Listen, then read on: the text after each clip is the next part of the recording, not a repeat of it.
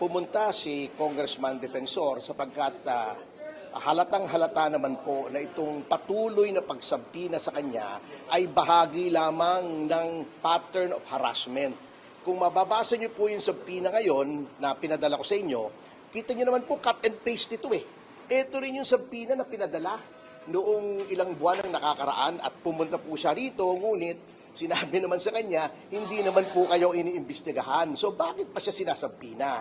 Sinampina na po siya, pumunta na siya rito, yung 18 Marines pumunta na rito, in-interview na nila 2 beses, pumunta na sa Senado, nagsalita na dun sa Blue Ribbon Committee. So ano pa bang problema? Number 2, ang deputization po ng Ombudsman sa NBI upang tingnan daw ang kredibilidad ng 18 Marines ay wala po sa lugar. Yan po ay labag sa konstitusyon.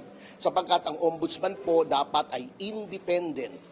Ngayon, pwede pong hingin ng tulong ng ombudsman ayon sa ombudsman law ang lahat ng kawani ng pamahalaan. Ngunit yan po ay upang humingi lamang ng mga records, ng mga dokumento, ng mga ebidensya.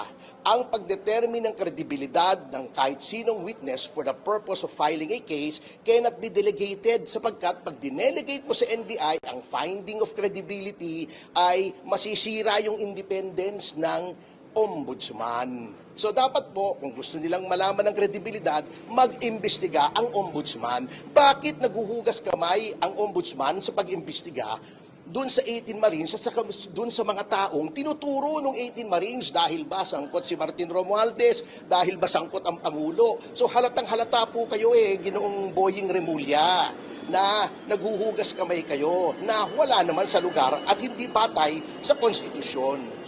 Sir, tinawag